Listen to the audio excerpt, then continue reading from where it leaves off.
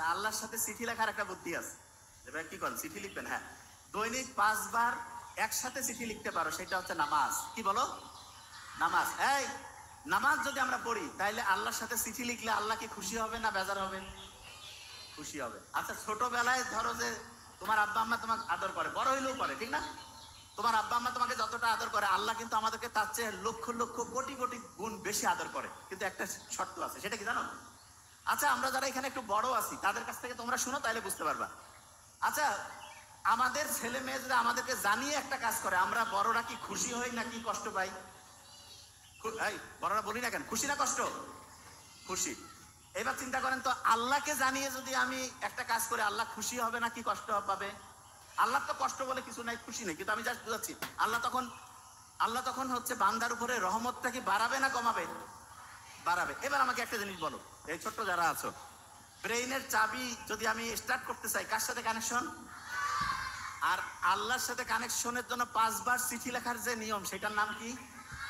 নামাজ। তাহলে প্রত্যেক দিন যদি 5 বার আল্লাহর সাথে কানেক্টেড হয়ে নামাজ পড়ো, তাহলে দৈনিক 5 বার চিঠি লেখা হইলো না? দৈনিক 5 বার কি হলো? চিঠি লিখলে কানেকশনটা বাড়ে। কিরকম বলি, একজনকে এমনিতে দাওয়াত দিলা, ভালো, কিন্তু কার্ড দিয়ে সুন্দর করে একটু যদি দাও, খুশি হয় না? তোমাকে মনে করো চিফ গেস্ট বানাইছে এক জায়গায়, কার্ড দিল, তুমি একটা জন্মদিনের একটা কার্ড পাইছো, খুশি লাগে না?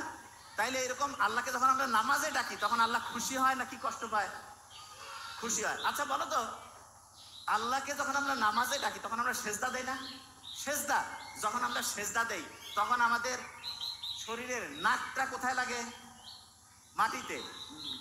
কপালটা কোথায় লাগে? আচ্ছা বলো তো, নাক আছে না? নাক, এই নাকে হাত দাও। একটা জিনিস বলি,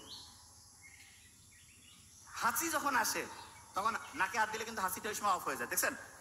কারণ হচ্ছে যে এটার সাথে অলফেক্টরি বলে একটা নার্ভ আছে, সেটা কানেকশন ব্রেইনে।